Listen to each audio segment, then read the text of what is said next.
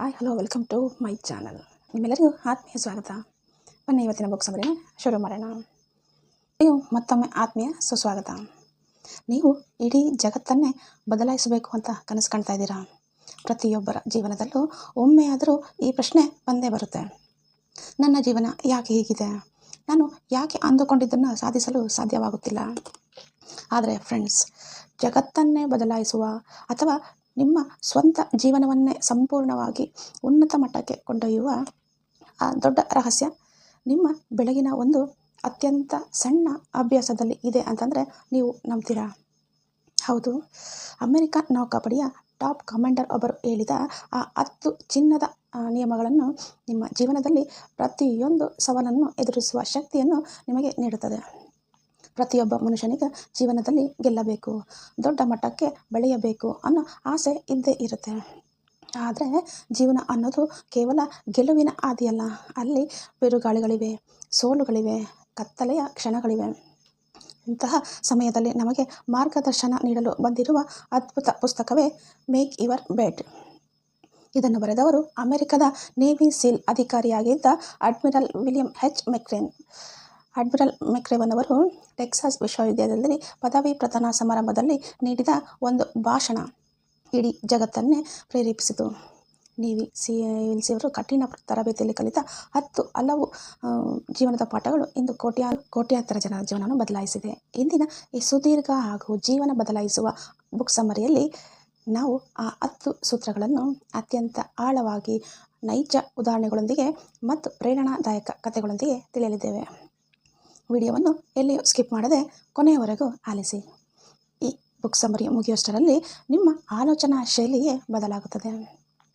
ಪ್ರಾರಂಭಿಸುವ ಮುನ್ನ ಇನ್ನು ನನ್ನ ಈ ಚಾನಲ್ಗೆ ಸಬ್ಸ್ಕ್ರೈಬ್ ಆಗಿಲ್ಲ ಅಂದರೆ ಪ್ಲೀಸ್ ಸಬ್ಸ್ಕ್ರೈಬ್ ಮಾಡಿ, ಹಾಗೆ ಬೆಲ್ ಐಕಟನ್ನು ಹಿಟ್ ಮಾಡಿ. ಈ ವಿಡಿಯೋಗೆ ಒಂದು ಲೈಕ್ ಕೊಟ್ಟು ನಿಮ್ಮ ಪ್ರೀತಿ ಪಾತ್ರರೊಂದಿಗೆ ಶೇರ್ ಮಾಡಿ. ಬನ್ನಿ ಈಗ ಜೀವನ ಬದಲಾಯಿಸುವ ಆ ಅದ್ಭುತ ಪಯಣವನ್ನು ಪ್ರಾರಂಭಿಸೋಣ. ಅಧ್ಯಾಯ 1. ದಿನದ ಮೊದಲ ಕೆಲಸವನ್ನು ಯಶಸ್ವಿಯಾಗಿ ಪೂರ್ಣಗೊಳಿಸಿ.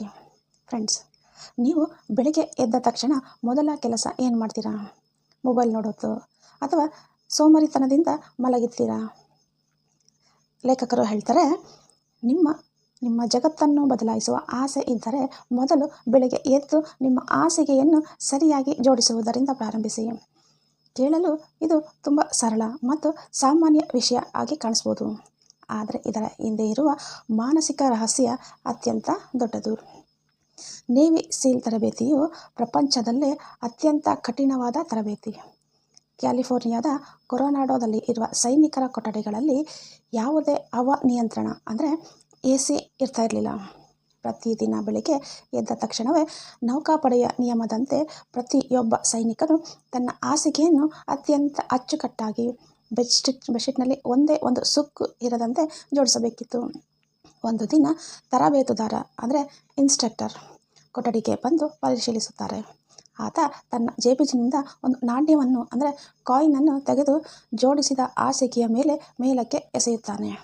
ಆ ನಾಣ್ಯವು ಹಾಸಿಗೆಯ ಮೇಲೆ ಜಿಗಿದು ಬರುತ್ತದೆ. ಅಂದರೆ ಆ ಹಾಸಿಗೆ ಅಷ್ಟೊಂದು ಬಿಗಿಯಾಗಿ ನಿಖರವಾಗಿ ಜೋಡಿಸಲ್ಪಟ್ಟಿತ್ತು. ತರಬೇತುದಾರ ಯಾವುದೇ ಪ್ರಶಂಸೆ ನೀಡದೆ ಸುಮ್ಮನೆ ಹೊರಟು ಹೋಗ್ತಾರೆ. ಯಾಕಂದರೆ ಆ ಕೆಲಸವನ್ನು ಅಚ್ಚುಕಟ್ಟಾಗಿ ಮಾಡುವುದು ನಿಮ್ಮ ಕರ್ತವ್ಯ ಆಗಿತ್ತು. ಇದರ ಹಿಂದಿನ ಆಳವಾದ ಪಾಠ ಏನು? ಬೆಳಿಗ್ಗೆ ನಿಮ್ಮ ಹಾಸಿಗೆಯನ್ನು ಜೋಡಿಸುವುದು ಅಂತಂದರೆ ನೀವು ಆ ದಿನದ ಮೊದಲ ಕೆಲಸವನ್ನು ಯಶಸ್ವಿಯಾಗಿ ಪೂರ್ಣಗೊಳಿಸಿದ್ದೀರಾ ಅಂತ ಅರ್ಥ. ಇದು ನಿಮ್ಮ ಮನಸ್ಸಿಗೆ ಒಂದು ಸಣ್ಣ ಗೆಲುವಿನ ಭಾವನೆಯನ್ನು ತಂದುಕೊಡುತ್ತದೆ. ಆ ಒಂದು ಸಣ್ಣ ಯಶಸ್ಸು ಮುಂದಿನ ಕೆಲಸಗಳನ್ನು ಮಾಡಲು ನಿಮಗೆ ಆತ್ಮವಿಶ್ವಾಸ ನೀಡುತ್ತದೆ. ಹೀಗೆ ದಿನವಿಡೀ ಒಂದರ ನಂತರ ಒಂದು ಕೆಲಸಗಳು ಪೂರ್ಣಗೊಳಿಸಲು ಪ್ರೇರೇಪಣೆ ಸಿಗುತ್ತೆ. ಜೀವನದಲ್ಲಿ ಸಣ್ಣ ಸಣ್ಣ ವಿಷಯಗಳಿಗೆ ಬೆಲೆ ಕೊಡದ ವ್ಯಕ್ತಿ ಎಂದಿಗೂ ದೊಡ್ಡ ಸಾಧನೆಗಳನ್ನು ಮಾಡಲು ಸಾಧ್ಯವಿಲ್ಲ. ಒಂದು ವೇಳೆ ಆ ದಿನ ಅತ್ಯಂತ ಕೆಟ್ಟದಾಗಿ ಕಳೆದು ಹೋದರೂ ಅಥವಾ ನೀವು ಕೆಲಸದಲ್ಲಿ ಸೋಲನ್ನು ಅನುಭವಿಸಿದರೂ ಸಂಜೆ ಮನೆಗೆ ಬಂದಾಗ ನೀವು ಸ್ವತಃ ಕೈಯಾರೆ ಅಚ್ಚುಕಟ್ಟಾಗಿ ಜೋಡಿಸಿದ ಹಾಸಿಗೆ ನಿಮಗಾಗಿ ಕಾಯ್ತಾ ಇರುತ್ತೆ. ಆ ಹಾಸಿಗೆ ನಿಮಗೆ ನೆನಪಿಸುತ್ತೆ, ಇಂದಿನ ದಿನ ಕೆಟ್ಟದಾಗಿರಬಹುದು, ಆದರೆ ನಾಳೆಯ ದಿನ ಖಂಡಿತ ಒಳ್ಳೆಯದಾಗುತ್ತೆ ಅಂತ. ನೆನಪಿಡಿ, ಸಣ್ಣ ವಿಷಯಗಳಲ್ಲಿ ಶಿಸ್ತು ಕಾಯ್ದುಕೊಂಡರೆ ಮಾತ್ರ ದೊಡ್ಡ ಯಶಸ್ಸು ಸಾಧ್ಯ. ಆದರೆ ಫ್ರೆಂಡ್ಸ್, ಕೇವಲ ಸ್ವಂತ ಶ್ರಮ ಒಂದೇ ಸಾಕ? ನಾವು ಒಬ್ಬರೇ ಎಲ್ಲವನ್ನೂ ಸಾಧನೆ ಮಾಡಲು ಸಾಧ್ಯವೇ? ಬನ್ನಿ, 2ನೇ ಅಧ್ಯಾಯದಲ್ಲಿ ಇದರ ಉತ್ತರ ತಿಳಿಯೋಣ. ಅಧ್ಯಾಯ 2. ಏಕಾಂಗಿಯಾಗಿ ಪಯಣಿಸಬೇಡಿ, ಜೊತೆಗಾರರ ಸಹಾಯ ಪಡೆದುಕೊಳ್ಳಿ. ಜೀವನ ಅನ್ನೋದು ವಿಶಾಲವಾದ ಸಮುದ್ರವಿದ್ದಂತೆ. ಇಲ್ಲಿ ಅಲೆಗಳು ಯಾವಾಗ ನಿಮ್ಮನ್ನು ಮುಳುಗಿಸುತ್ತಾವೋ ಯಾರೂ ಹೇಳಲು ಸಾಧ್ಯವಿಲ್ಲ. ನೇವಿ ಸೀಲ್ ತರಬೇತಿಯಲ್ಲಿ ಅಭ್ಯರ್ಥಿಗಳಿಗೆ 10 ಅಡಿ ಉದ್ದದ ರಬ್ಬರ್ ದೋಣಿಯನ್ನು ಅಂದರೆ ರಬ್ಬರ್ ರ್ಯಾಫರನ್ನು ನೀಡಲಾಗುತ್ತದೆ. ಎಲ್ಲೇ ಹೋದರೂ ಓಡಲು ಹೋಗಲಿ ಅಥವಾ ಭೀಕರ ಸಮುದ್ರದ ಅಲೆಗಳಲ್ಲಿ ಈಜಲು ಹೋಗಲಿ, 7 ಜನರ ತಂಡವು ಆ ಭಾರವಾದ ದೋಣಿಯನ್ನು ತಮ್ಮ ತಲೆಯ ಮೇಲೆ ಹೊರಬೇಕಿತ್ತು ಮತ್ತು ಒಟ್ಟಿಗೆ ಹುಟ್ಟು ಹಾಕಬೇಕಾಗಿತ್ತು, ಅಂದರೆ ಪ್ಯಾಡಲ್. ಸಮುದ್ರದ ಅಲೆಗಳು ಅತ್ಯಂತ ಎತ್ತರಕ್ಕೆ ಏಳುತ್ತಿದ್ದಾಗ ಎಲ್ಲರೂ ಒಂದೇ ಲಯದಲ್ಲಿ, ಒಂದೇ ಶಕ್ತಿಯಿಂದ ದೋಣಿಯ ಹುಟ್ಟು ಹಾಕದಿದ್ದರೆ ಆ ದೋಣಿ ತಲೆಕೆಳಗಾಗಿ ಸಮುದ್ರದಲ್ಲಿ ಮುಳುಗಿ ಹೋಗ್ತಾ ಇತ್ತು.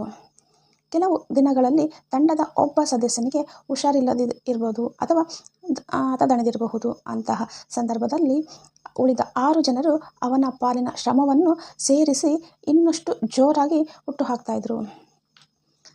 ಲೇಖಕರವರು ತಮ್ಮ ಜೀವನದ ಒಂದು ಘಟನೆಯನ್ನು ಇಲ್ಲಿ ನೆನಪಿಸ್ಕೊತಾರೆ.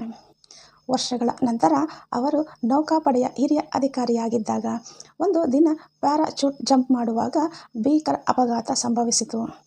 ಗಾಳಿಯಲ್ಲಿ ಇನ್ನೊಬ್ಬ ಜಂಪರ್ ಅವರ ಪ್ಯಾರಾಚೂಟ್ಗೆ ಡಿಕ್ಕಿ ಹೊಡೆದ ಪರಿಣಾಮ ಲೇಖಕರ ಪ್ಯಾರಾಚೂಟ್ ಕಾಲುಗಳಿಗೆ ಸುತ್ತಿಕೊಂಡು 4000 ಅಡಿ ಎತ್ತರದಿಂದ ವೇಗವಾಗಿ ಕೆಳಗೆ ಬಿದ್ದರು. ಅವರ ಸೊಂಟದ ಮೂಳೆ ಸಂಪೂರ್ಣವಾಗಿ ಮುರಿದು ಹೋಯಿತು.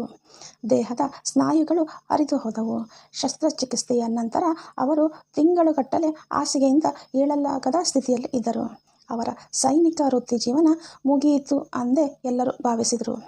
ಆ ಕಠಿಣ ಸಮಯದಲ್ಲಿ ಅವರ ಹೆಂಡತಿ ಜಾರೆನ್ ಅವರ ಆರೈಕೆ ಮಾಡಿದರು. ಅವರ ಮಾನಸಿಕ ಸ್ಥೈರ್ಯವನ್ನು ಕುಸಿಯದಂತೆ ತಡೆದರು. ಅವರ ಮೇಲಧಿಕಾರಿ ಅಡ್ಮಿರಲ್ ವಿರೆಕ್ ಓಲ್ಸನ್ ಸೇವಾ ನಿಯಮಗಳನ್ನು ಬದಿಗೊತ್ತಿ ಮೆಕ್ರಿವನ್ ಅವರಿಗೆ ಚೇತರಿಸಿಕೊಳ್ಳಲು ಸಂಪೂರ್ಣ ಬೆಂಬಲ ನೀಡಿದರು. ಮೆಕ್ರಿವನ್ ಹೇಳುತ್ತಾರೆ, ನಾನು ಅಂದು ಚೇತರಿಸಿಕೊಂಡು ಮತ್ತೆ ನೌಕಾಪಡೆಯ ಕಮಾಂಡರ್ ಆಗಲು ಸಾಧ್ಯವಾಗಿದ್ದು ನನ್ನೊಬ್ಬನಿಂದ ಅಲ್ಲ, ನನ್ನ ಕಷ್ಟದ ಸಮಯದಲ್ಲಿ ನನ್ನ ಜೊತೆ ನಿಂತ ನನ್ನ ಹೆಂಡತಿ, ನನ್ನ ಸ್ನೇಹಿತರು ಮತ್ತು ನನ್ನ ಮೇಲಧಿಕಾರಿಗಳಿಂದ. ಫ್ರೆಂಡ್ಸ್, ಈ ಪ್ರಪಂಚದಲ್ಲಿ ಯಾರೂ ಕೂಡ ಸ್ವಯಂ ನಿರ್ಮಿತ ಅಲ್ಲ. ನಾವು ಎಷ್ಟೇ ಶಕ್ತಿಶಾಲಿ ಆಗಿದ್ರೂ ಪ್ರತಿಯೊಬ್ಬರಿಗೂ ಜೀವನದ ಕಷ್ಟದ ಹಂತಗಳು ಸಹಾಯದ ಅಗತ್ಯ ಇದ್ದೇ ಇರುತ್ತೆ.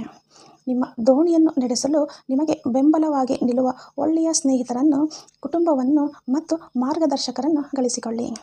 ಯಾರಾದರೂ ಕಷ್ಟದಲ್ಲಿ ಇದ್ದಾಗ ಅವರ ದೋಣಿಗೆ ಹುಟ್ಟು ಹಾಕಲು ನೀವು ಸಹಾಯ ಮಾಡಿ.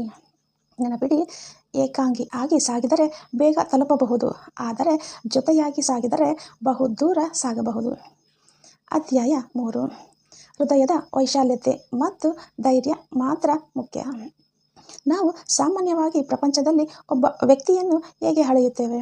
ಅವರ ಎತ್ತರ, ಅವರ ಶರೀರ, ಅವರ ಹಣ ಅಥವಾ ಅವರ ಸಾಮಾಜಿಕ ಅಂತಸ್ತನ್ನು ನೋಡಿ ಅಲ್ವಾ? ಆದರೆ ನೇವಿ ಸೀಲ್ ತರಬೇತಿ ಒಂದು ದೊಡ್ಡ ಸತ್ಯವನ್ನು ಕಲಿಸುತ್ತದೆ. ವ್ಯಕ್ತಿಯ ಬಾಹ್ಯ ರೂಪ ಮುಖ್ಯವಲ್ಲ, ಆತನ ಹೃದಯದ ಗಾತ್ರ ಮತ್ತು ಆತನ ಸಂಕಲ್ಪ ಶಕ್ತಿ, ಗ್ರಿಟ್ ಆ್ಯಂಡ್ ಡಿಟರ್ಮಿನೇಷನ್ ಮಾತ್ರ ಮುಖ್ಯ. ತರಬೇತಿಯ ಸಮಯದಲ್ಲಿ 5 ಅಡಿ 4 ಇಂಚು ಎತ್ತರವಿದ್ದ ಒಬ್ಬ ಸಣ್ಣ ದೇಹದ ಯುವಕ ಇದ್ದ. ಅವನನ್ನು ನೋಡಿದ ತರಬೇತುದಾರ, ನಿನ್ನಂತಹ ಸಣ್ಣ ದೇಹದ ವ್ಯಕ್ತಿ ಈ ಭೀಕರ ಸಮುದ್ರದ ಅಲೆಗಳನ್ನು ಎದುರಿಸಲು ಸಾಧ್ಯವೇ ಇಲ್ಲ, ನೀನು ಈಗಲೇ ಸೋಲೊಪ್ಪಿಕೊಂಡು ಹೊರಟು ಹೋಗು ಅಂತ ಗೇಲಿ ಮಾಡಿದ್ರು. ಆದರೆ ಆ ಯುವಕ ಹಿಂಜರಿಯಲಿಲ್ಲ. ತರಬೇತುದಾರನ ಕಣ್ಣುಗಳಲ್ಲಿ ಕಣ್ಣಿಟ್ಟು, ನಾನು ಎಂದಿಗೂ ಸೋಲೊಪ್ಪಿಕೊಳ್ಳುವುದಿಲ್ಲ ಅಂತ ಗಟ್ಟಿಯಾಗಿ ಹೇಳಿದ. ಆ ದಿನದ ಅತ್ಯಂತ ಕಠಿಣವಾದ 2 ಮೈಲಿ ಸಮುದ್ರದ ಈಜಿನಲ್ಲಿ ಆ ಸಣ್ಣ ಹುಡುಗ ಎಲ್ಲರಿಗಿಂತ ಮುಂಚಿತವಾಗಿ ಈಜಿ ದಂಡೆ ತಲುಪಿದ. ಅಡ್ಮಿರಲ್ ಮೆಕ್ರಿವನ್ ಇನ್ನೊಂದು ನೈಜ ಘಟನೆಯನ್ನು ಹಂಚಿಕೊಳ್ತಾರೆ. ಅವರು ತರಬೇತಿಗೆ ಸೇರುವ ಮುನ್ನ ಒಮ್ಮೆ ತರಬೇತಿ ಕೇಂದ್ರಕ್ಕೆ ಹೋದಾಗ ಅಲ್ಲಿ ಒಬ್ಬ ಸಾಮಾನ್ಯ, ತೆಳ್ಳಗಿನ, ನೋಡಲು ತೀವ್ರ ಬಲಹೀನನಂತೆ ಕಾಣುತ್ತಿದ್ದ ವ್ಯಕ್ತಿಯನ್ನು ನೋಡ್ತಾರೆ. ಮಕ್ರಿವನ್ ಅವರು ಮನಸ್ಸಿನಲ್ಲಿ ಅಂದ್ಕೊಳ್ತಾರೆ, ಈ ಹುಡುಗ ನಿಜಕ್ಕೂ ಸೀಲ್ ತರಬೇತಿಯನ್ನು ಪಡೆಯಲು ಸಾಧ್ಯವೇ? ಇವನಿಗೆ ಯಾಕೆ ಬುದ್ಧಿ ಹೇಳ್ತಾ ಇಲ್ಲ? ಆದರೆ ಕೆಲವೇ ಕ್ಷಣದಲ್ಲಿ ಅವರಿಗೆ ತಿಳಿದು ಬಂದ ಸತ್ಯ ಏನಪ್ಪ ಅಂದರೆ, ಆ ತೆಳ್ಳಗಿನ ವ್ಯಕ್ತಿಯ ಹೆಸರು ಟಾಮಿ ನಾರಿಸ್. ವಿಯೆಟ್ನಾಂ ಯುದ್ಧದಲ್ಲಿ ಶತ್ರುಗಳ ಗಡಿಯೊಳಗೆ ನುಗ್ಗಿ ಜೀವದ ಹಂತದಲ್ಲೂ ಇಬ್ಬರು ಸೈನಿಕರನ್ನು ಜೀವ ಉಳಿಸಿ ಮೆಡಲ್ ಆಫ್ ಆನರ್ ಪಡೆದ ಅಮೆರಿಕದ ಅತ್ಯಂತ ವೀರ ಸೈನಿಕ ಆತನಾಗಿದ್ದ. ತರಬೇತಿಯ ಆರಂಭದಲ್ಲಿ ಟಾಮಿ ನಾರಿಸ್ ಅವರನ್ನು ನೀನು ತೀವ್ರ ತೆಳ್ಳಗಿದ್ದೀಯಾ, ನಿನಗೆ ಶಕ್ತಿ ಇಲ್ಲ ಅಂತ ಹೊರಹಾಕಲು ನೋಡಿದ್ದರು.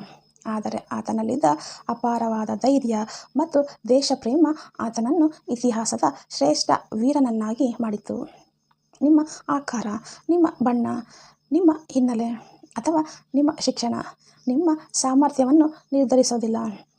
ನಿಮ್ಮ ಮನಸ್ಸಿನಲ್ಲಿ ಎಷ್ಟರ ಮಟ್ಟಿಗೆ ಗೆಲ್ಲುವ ಹಸಿವಿದೆ, ನಿಮ್ಮ ಹೃದಯದಲ್ಲಿ ಎಷ್ಟರ ಮಟ್ಟಿಗೆ ಧೈರ್ಯ ಇದೆ ಎನ್ನುವುದು ಮಾತ್ರ ನಿಮ್ಮ ಯಶಸ್ಸನ್ನು ತೀರ್ಮಾನಿಸುತ್ತೆ. ಯಾರಾದರೂ ನಿಮ್ಮನ್ನು ನಿನಗೆ ಇದು ಸಾಧ್ಯವಿಲ್ಲ ಅಂತ ನಿಂದಿಸಿದರೆ ಅವರ ಮಾತುಗಳಿಗೆ ತಲೆ ಕೆಡಿಸ್ಕೊಳ್ಬೇಡಿ. ನಿಮ್ಮ ಶ್ರಮದ ಮೂಲಕ ಅವರಿಗೆ ಒಂದೇ ಒಂದು ಮಾತು ಹೇಳಿ, ನಾನು ತಪ್ಪು ಎಂದು ನಿರೂಪಿಸಿ ತೋರಿಸುತ್ತೇನೆ. Prove me wrong. ಅಧ್ಯಾಯ 4. ಜೀವನ ಸದಾ ನ್ಯಾಯಯುತವಾಗಿ ಇರೋದಿಲ್ಲ, ಮುನ್ನುಗ್ಗುತ್ತೀರಿ. ಫ್ರೆಂಡ್ಸ್, ನಿಮ್ಮ ಜೀವನದಲ್ಲೂ ಒಮ್ಮೆ ಆದರೂ ಹೀಗಾಗಿರಬಹುದು. ನೀವು ಅತ್ಯಂತ ಶ್ರದ್ಧೆಯಿಂದ ಕೆಲಸ ಮಾಡಿರ್ತೀರ, ಯಾರಿಗೂ ಕೆಟ್ಟದ್ದನ್ನು ಬಯಸಿರೋದಿಲ್ಲ. ಆದರೂ ನಿಮಗೆ ಯಾಕೆ ಪದೇ ಪದೇ ಶಿಕ್ಷೆ ಅಥವಾ ಸೋಲು ಸಿಗ್ತಾ ಇರುತ್ತೆ? ದೇವರೇ, ನನ್ನ ಜೊತೆ ಯಾಕೆ ಹೀಗೆ ಆಗ್ತಾ ಇದೆ? ಲೈಫ್ ಈಸ್ ಸೋ ಅನ್ಫೇರ್ ಅಂತ ನೀವು ಅತ್ತಿರಬಹುದು. ಇದಕ್ಕೆ ಕಮಾಂಡರ್ ಮೋಕಿ ನಾಟಿನ್ ನೋಡಿದ ಉತ್ತರ ನಿಮಗಾಗಿ ಇಲ್ಲಿದೆ. ನೇವಿ ಸೀಲ್ ತರಬೇತಿಯಲ್ಲಿ ಒಂದು ಕ್ರೂರವಾದ ಶಿಕ್ಷೆ ಇತ್ತು. ಅದನ್ನು ಶುಗರ್ ಕುಕೀಸ್ ಅಂತ ಕರಿತಾ ಇದ್ರು. ನೀವು ಎಷ್ಟೇ ಅಚ್ಚುಕಟ್ಟಾಗಿ ಯೂನಿಫಾರ್ಮ್ ಧರಿಸಿದ್ರೂ, ಎಷ್ಟೇ ಚೆನ್ನಾಗಿ ಓಡಿದ್ದರೂ ತರಬೇತುದಾರ ಯಾವುದೋ ಒಂದು ಕಾರಣ ಇಲ್ಲದೆ ನಿಮ್ಮದನ್ನು ಸಮುದ್ರ ನೀರಿಗೆ ದೂಕಲು ಹೇಳ್ತಾ ಇದ್ರು. ನಂತರ ಒದ್ದೆಯಾದ ದೇಹದೊಂದಿಗೆ ಮರಳಿನಲ್ಲಿ ಹೊರಳಾಡಬೇಕಿತ್ತು. ದೇಹದ ಪ್ರತಿಯೊಂದು ಅಂಗಕ್ಕೂ ಬಟ್ಟೆಯ ಒಳಗೂ ಒದ್ದೆ ಮರಳು ಅಂಟಿಕೊಳ್ತಾ ಇತ್ತು. ಇಡೀ ದಿನ ಆ ಕಿರಿಕಿರಿಯಲ್ಲೇ ಕೆಲಸ ಮಾಡಬೇಕಾಗಿತ್ತು. ಇದನ್ನು ಮೆಕ್ರೆವೆನ್ ಅವರು, ಇನ್ಸ್ಟ್ರಕ್ಟರ್, ನಾನು ಯಾವುದೇ ತಪ್ಪು ಮಾಡಿಲ್ಲವಾದರೂ ನನಗೇಕೆ ಈ ಶುಗರ್ ಕುಕೀಸ್ ಶಿಕ್ಷೆ ಅಂತ ಕೇಳಿದ್ರು. ಅದಕ್ಕೆ ತರಬೇತುದಾರ ಮೋಕಿ ಮಾರ್ಟಿನ್ ಶಾಂತವಾಗಿ ಹೇಳಿದರು, ಯಾಕಂದರೆ ಮೆಕ್ರೆವನ್, ಜೀವನ ಅನ್ನೋದು ಯಾವಾಗಲೂ ನ್ಯಾಯಯುತವಾಗಿ ಇರೋದಿಲ್ಲ. Life is fair. ಇದನ್ನು ನೀನು ಎಷ್ಟು ಬೇಗ ಅರ್ಥ ಮಾಡ್ಕೊಳ್ತೀಯೋ ಅಷ್ಟು ಒಳ್ಳೆಯದು.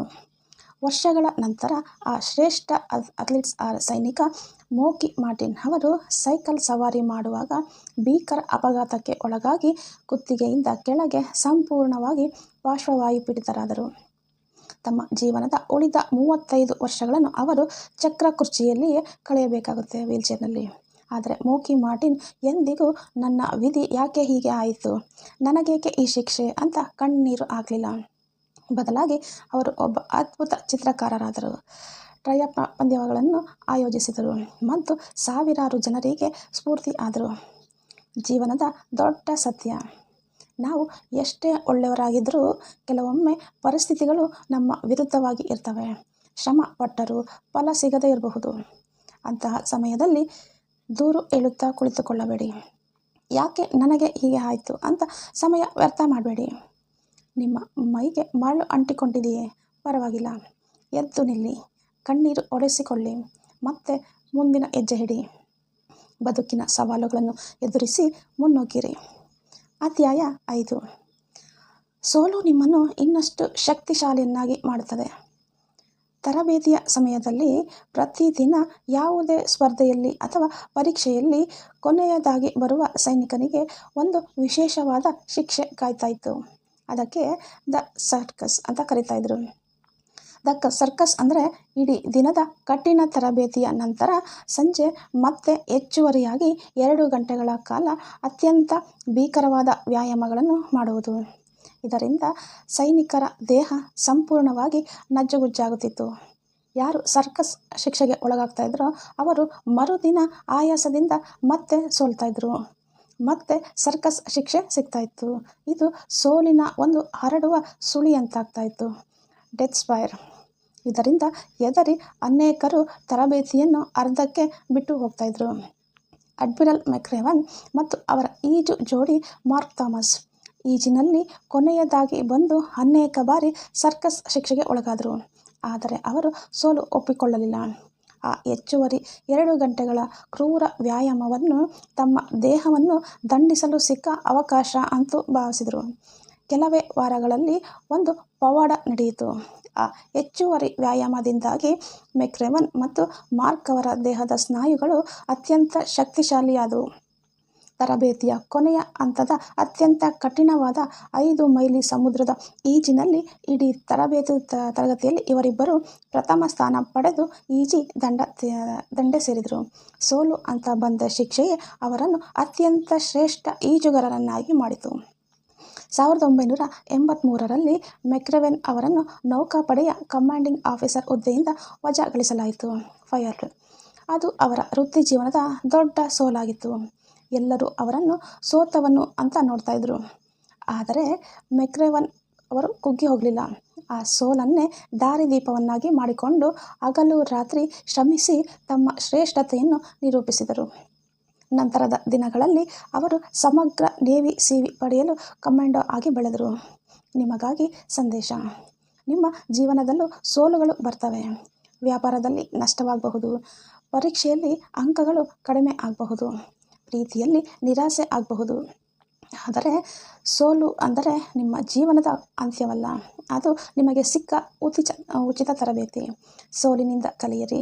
ಅದು ನಿಮ್ಮನ್ನು ಮಾನಸಿಕವಾಗಿ ಮತ್ತು ದೈಹಿಕವಾಗಿ ಇನ್ನಷ್ಟು ಗಟ್ಟಿ ಮಾಡುತ್ತದೆ. ಸೋಲಿಗೆ ಹೆದರಬೇಡಿ, ಅದನ್ನು ಗೆಲುವಿನ ಮೆಟ್ಟಿಲಾಗಿ ಮಾಡಿಕೊಳ್ಳಿ. ಅಧ್ಯಾಯ 6. ಅಪಾಯಗಳನ್ನು ಎದುರಿಸಲು ಧೈರ್ಯ ಮಾಡಿ. ನೇವಿ ಸೀಲ್ ಆಬ್ಸ್ಟಿಕಲ್ ಕೋರ್ಸ್ನಲ್ಲಿ ಅತ್ಯಂತ ಭಯಾನಕವಾದ ಸವಾಲಿತ್ತು. Slide for life. 30 ಅಡಿ ಎತ್ತರದ ಗೋಪುರದಿಂದ ಕೆಳಗಿನ 100 ಅಡಿ ದೂರದ ಕಂಬಕ್ಕೆ ಒಂದು ದಪ್ಪನೆಯ ಹಗ್ಗವನ್ನು ಕಟ್ಟಲಾಗಿರ್ತಿತ್ತು.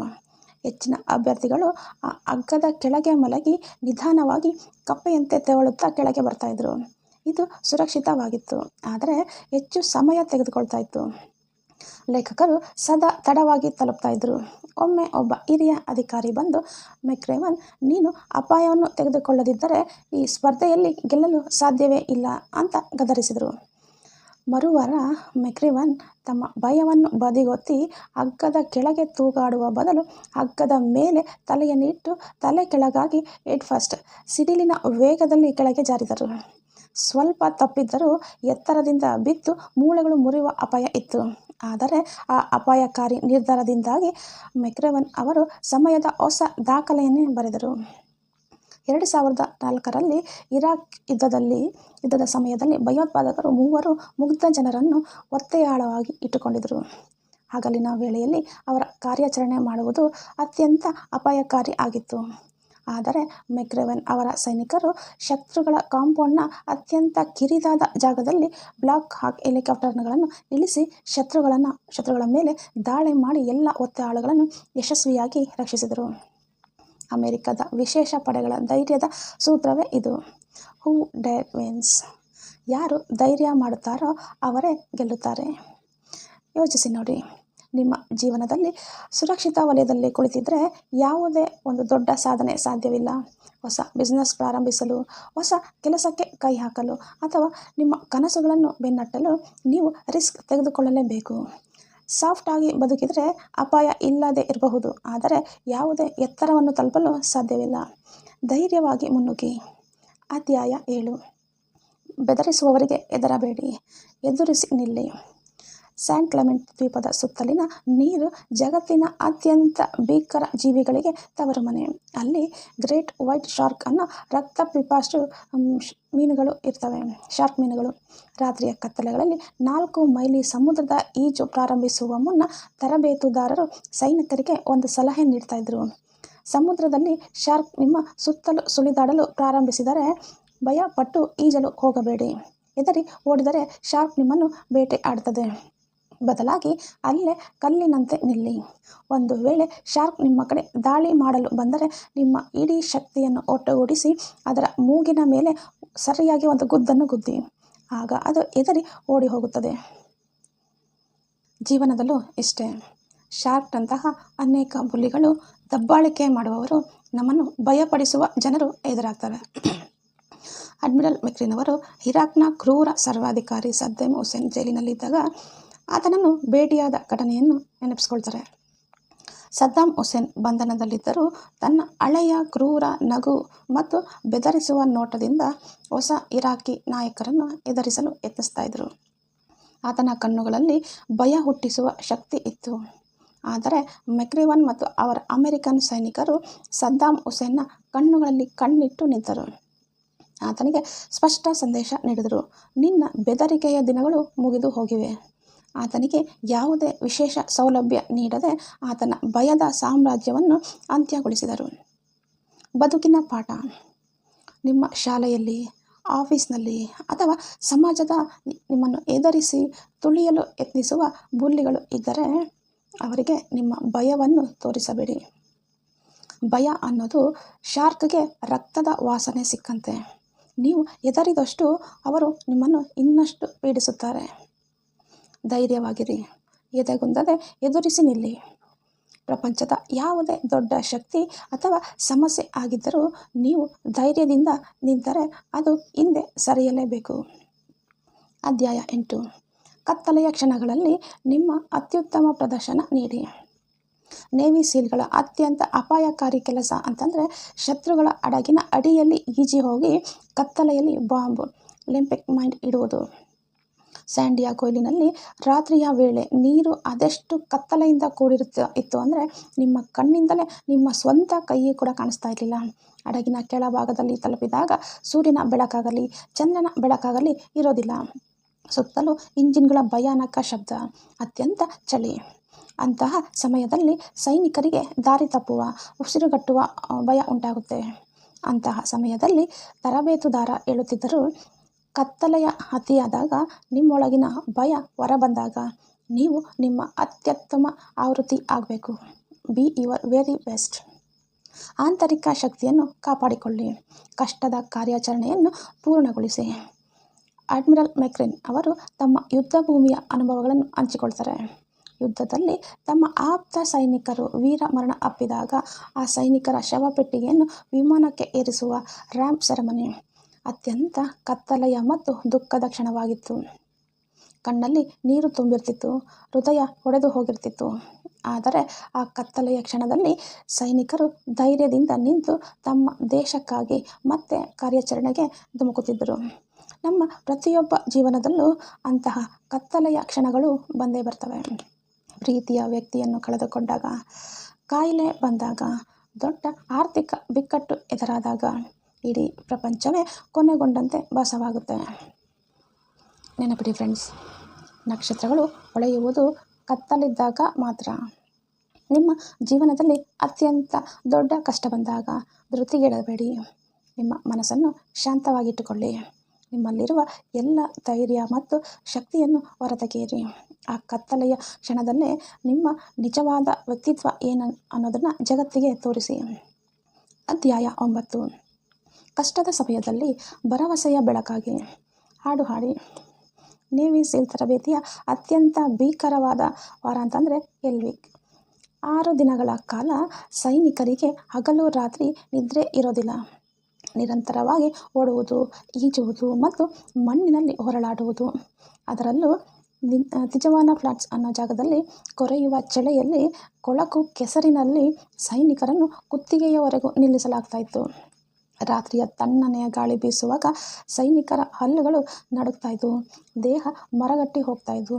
ಇನ್ನು 3 ದಿನಗಳ ಕಾಲ ಈ ನರಕವನ್ನು ಅನುಭವಿಸಬೇಕು ಅಂತ ಯೋಚಿಸಿ ಅನೇಕ ಸೈನಿಕರು ಕಣ್ಣೀರು ಹಾಕುತ್ತಾ ತರಬೇತಿಯನ್ನು ಬಿಟ್ಟು ಹೋಗಲು ನಿರ್ಧರಿಸುತ್ತಾಯಿದ್ರು.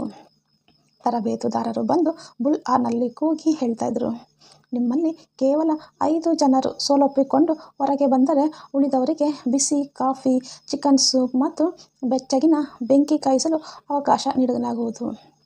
ಅನೇಕರು ಆ ಆಸೆಗೆ ಬಿದ್ದು ಕೆಸರಿನಿಂದ ಹೊರಬರಲು ಅನುವಾಗ್ತಾಯಿದ್ರು. ಆ ಸಮಯದಲ್ಲಿ ಕತ್ತಲೆಯ ಕೆಸರಿನಲ್ಲಿ ಮುಳುಗಿದ್ದ ಒಬ್ಬ ಅಭ್ಯರ್ಥಿ ಗಟ್ಟಿಯಾಗಿ ಹಾಡನ್ನು ಹಾಡಲು ಪ್ರಾರಂಭಿಸಿದರು. ಆತನ ಗಂಟಲು ಒಣಗಿ ಹೋಗಿತ್ತು. ಆತನ ಧ್ವನಿ ಸರಿ ಇರಲಿಲ್ಲ. ಆದರೂ ಆತ ಪೂರ್ಣ ಶಕ್ತಿಯಿಂದ ಹಾಡಲು ಶುರು ಮಾಡಿದ. ನಿಧಾನವಾಗಿ ಇನ್ನೊಬ್ಬ ಸೈನಿಕ ಆ ಹಾಡಿಗೆ ಧ್ವನಿಗೊಳಿಸಿದ. ನಂತರ 3ನೇಯವನು. ಕೇವಲ ಕೆಲವೇ ನಿಮಿಷಗಳಲ್ಲಿ ಕೆಸರಿನಲ್ಲಿದ್ದ ಇಡೀ ತಂಡವೇ ಒಟ್ಟಾಗಿ ಹಾಡಲು ಪ್ರಾರಂಭಿಸಿತು. ತರಬೇತುದಾರರು ಹಾಡುವುದನ್ನು ನಿಲ್ಲಿಸಿ ಎಂದು ಗದರಿಸಿದರೂ ಯಾರೂ ನಿಲ್ಲಿಸಲಿಲ್ಲ. ಆ ಒಂದು ಹಾಡು ಆ ಕತ್ತಲೆಯ ನರಕದಲ್ಲಿ ಸೈನಿಕರ ಮನಸ್ಸಿಗೆ ಹೊಸ ಭರವಸೆಯನ್ನು, ಹೋಪ್ ನೀಡಿತು. ಕೆಸರಿನ ತಣ್ಣನೆಯ ನೀರು ಈಗ ಬಿಸಿಯಾದಂತೆ ಭಾಸವಾಯಿತು. ಯಾರೊಬ್ಬರೂ ಅಂದು ತರಬೇತಿಯನ್ನು ಬಿಟ್ಟು ಹೋಗಲಿಲ್ಲ. ಅಡ್ಮಿರಲ್ ಮೆಕ್ರೇನ್ ಹೇಳ್ತಾರೆ, ಒಬ್ಬ ವ್ಯಕ್ತಿಯ ಧೈರ್ಯ ಮತ್ತು ಭರವಸೆ ಇಡೀ ಗುಂಪನ್ನೇ ಉಳಿಸಬಲ್ಲದು.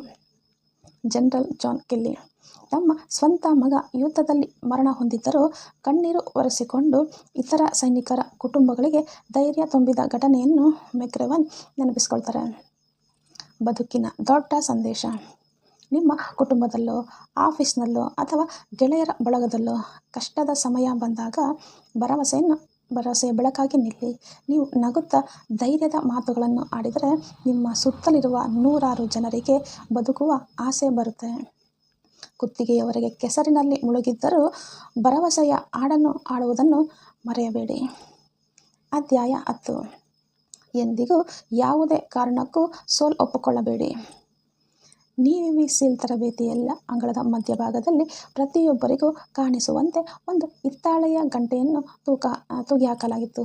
ತರಬೇತಿಯ ಮೊದಲ ದಿನವೇ ತರಬೇತುದಾರ ಸೈನಿಕರಿಗೆ ಆ ಗಂಟೆಯನ್ನು ತೋರಿಸಿ ಹೇಳ್ತಾರೆ, ಸೈನಿಕರೇ, ಮುಂಬರುವ 6 ತಿಂಗಳು ನಿಮಗೆ ಅತ್ಯಂತ ಭೀಕರವಾದ ನೋವು ಸಿಗುತ್ತದೆ.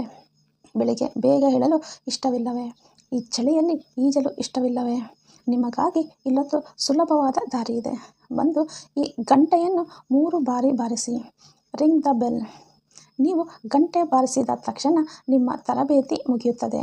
ನೀವು ಬೆಚ್ಚಗೆ ಮಲಗಬಹುದು, ಬಿಸಿ ಊಟ ಮಾಡಬಹುದು. ಆದರೆ ನೆನಪಿಡಿ, ನೀವು ಒಮ್ಮೆ ಗಂಟೆ ಬಾರಿಸಿ ಹೊರ ಹೋಗಿದರೆ ನಿಮ್ಮ ಜೀವನದ ಕೊನೆಯ ಉಸಿರಿರುವವರೆಗೂ ನಾನು ಸೋಲು ಒಪ್ಪಿಕೊಂಡೆ ಅನ್ನೋ ಪಶ್ಚಾತ್ತಾಪ ನಿಮ್ಮನ್ನು ಕಾಡುತ್ತದೆ. ಆರಂಭದಲ್ಲಿ 150 ಜನ ಇದ್ದ ಸೈನಿಕರಲ್ಲಿ ಕೇವಲ 33 ಜನರು ಮಾತ್ರ ಕೊನೆಯವರೆಗೂ ಉಳಿದು ಪದವಿ ಪಡೆದರು.